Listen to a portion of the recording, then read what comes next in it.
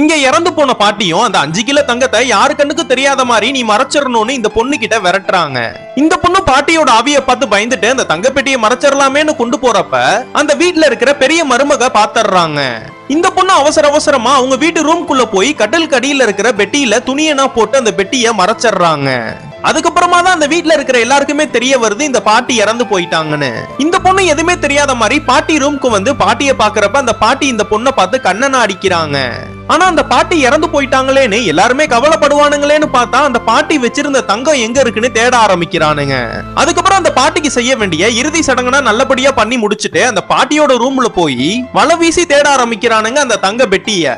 இவனுங்க எங்க தேடியுமே கிடைச்சிருக்காது. சரி வெளியில இருக்கிற குளத்திலயாச்சும் போட்டிருக்குமேனு ஆட்களா வர சொல்லி உள்ள தேடி பார்த்தா அங்கேயும் இல்ல. இந்த பாட்டியும் தூரத்துல இருந்து பார்த்துட்டு நீங்க எங்க தேடினாலும் கிடைக்காதுடான்னு சொல்லி சிரிக்குது. அந்த வீட்டுல இருக்கிற பெரிய மருமகளும் இந்த லதாங்கிற இந்த பொண்ணுதான் திருடி இருப்பான்னு அவர் ரூம்ல போய் எல்லாத்தையும் கலைச்சு போட்டு தேடிட்டு இருக்காங்க. எல்லா பக்கத்தும் தேடி முடிச்சிட்டு கட்டில் கடியில ஒரு பெட்டி இருக்கும். அந்த பெட்டிக்குள்ள இருக்கான்னு கைய விட்டு பாக்குறப்ப யாருன்னா அந்த கைய அந்த பெட்டிக்குள்ள விடுறாங்களோ அந்த பெட்டி அந்த கைய அடிச்சுக்கிட்டே இருக்கு.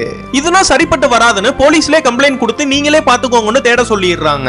அந்த வீட்டுல இருக்கிற பெரிய மருமகளும் மொட்டை மாடிக்கு போய் புது மருமகளான லதா கிட்ட ஒழுங்கா நகையை எங்க எடுத்து வச்சேன்னு சொல்லிரு, நம்ம ஆளுக்கு பாதி பாதி பிரிச்சுட்டு நம்ம இங்க இருந்து கிளம்பிடலாம்னு சொல்றாங்க. இதனா பின்னாடி நின்னு பாக்குற இந்த பாட்டியும் ஏன் நகையை நீ பங்கு போட பாக்குறியான்னு எதையோ ஒண்ணு பண்ணிடுறாங்க.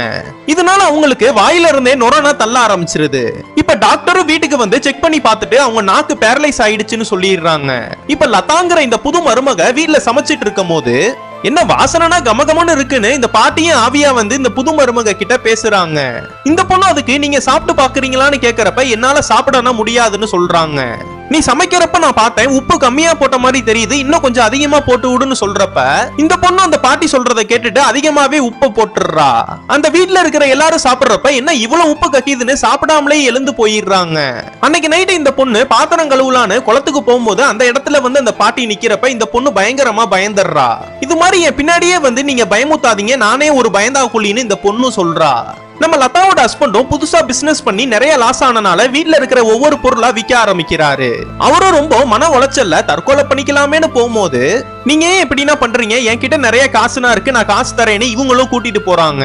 அந்த பாட்டியோட நகையை அந்த பாட்டிக்கே தெரியாம ஒரு பெரிய நெக்லஸ் எடுத்து அவங்க ஹஸ்பண்ட் கிட்ட கொடுத்து அந்த நகையை வச்சு நிறைய காசெல்லாம் எடுத்துட்டு வந்து அவங்க ஹஸ்பண்ட் கிட்ட கொடுக்குறாங்க.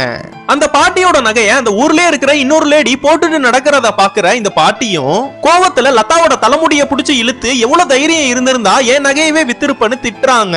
இதுக்கப்புறம் என்னாச்சுன்னு உங்களுக்கு தெரியணும்னா கீழே கமெண்ட் பாக்ஸ்ல பார்ட் 3ன்னு போட்டு போங்க.